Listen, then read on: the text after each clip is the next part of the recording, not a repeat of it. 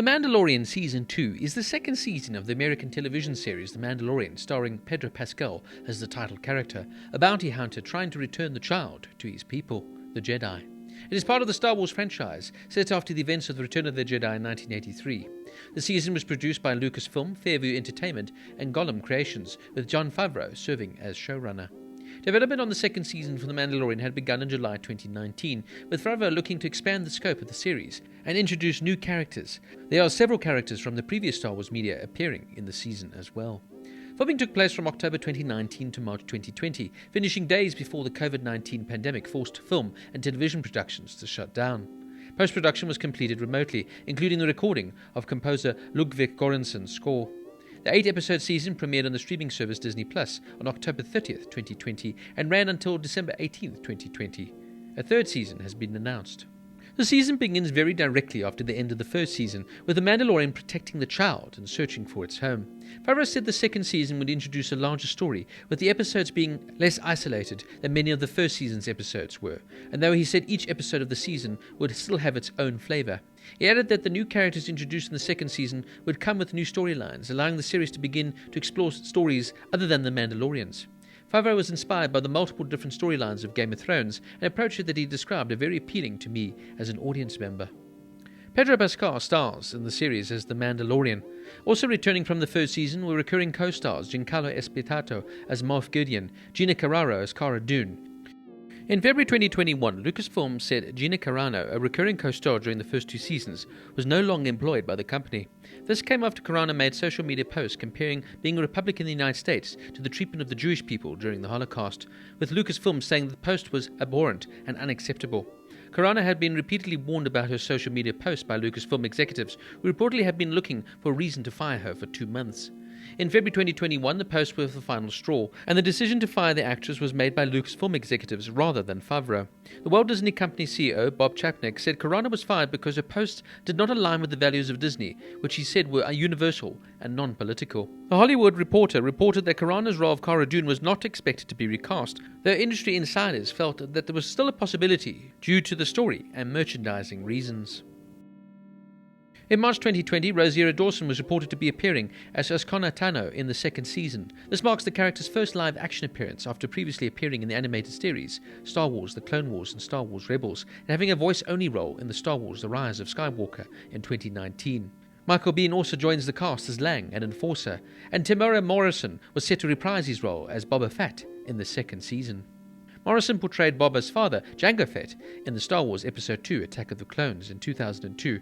Katie Sackhoff was revealed to be reprising a role of Bo-Katan Kryze in the second season after previously voicing the character in the Clone Wars and Rebels, and Timothy Olyphant was revealed to be in the season as well. He portrays Cobb Vanth, a character from the Star Wars Aftermath novels who wears Boba Fett's armor. Mercedes Venado, better known in the wrestling world as Sasha Banks, was revealed to be cast in the season. She appears as the Mandalorian Koska Reeves, a member of the Night Owls.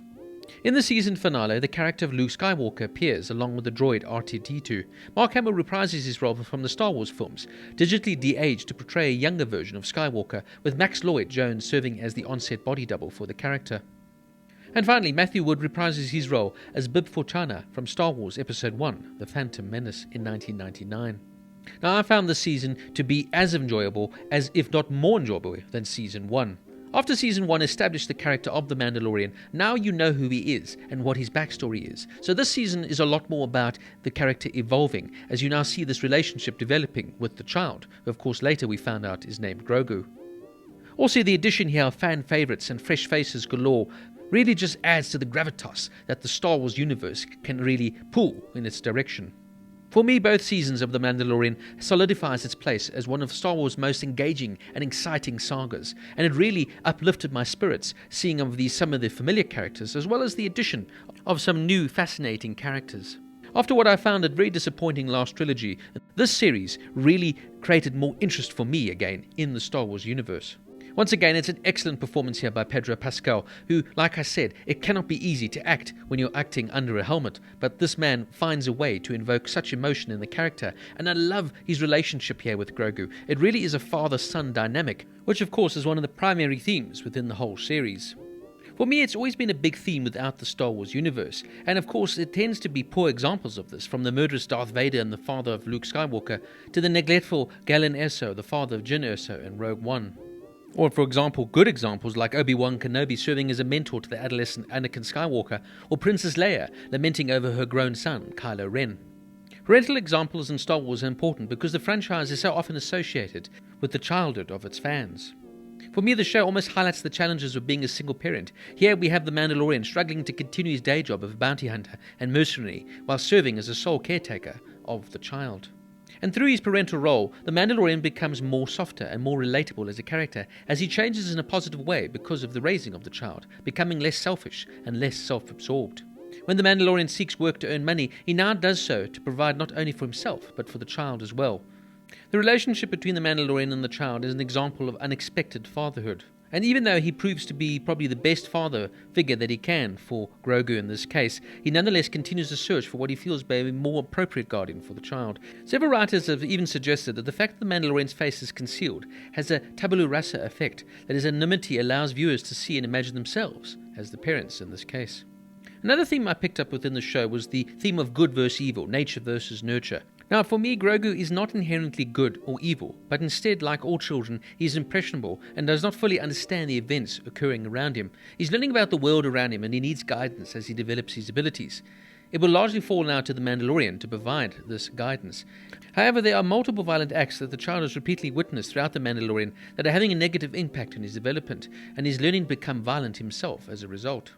There are times when the child or Grogu demonstrates a side of the dark force, where he uses his powers almost to protect the Mandalorian when he feels he's in danger. But then there are other times when, of course, he uses the light side, helping people that need him. Nonetheless, because the character is presented so well, you can't help but feel he's adorable.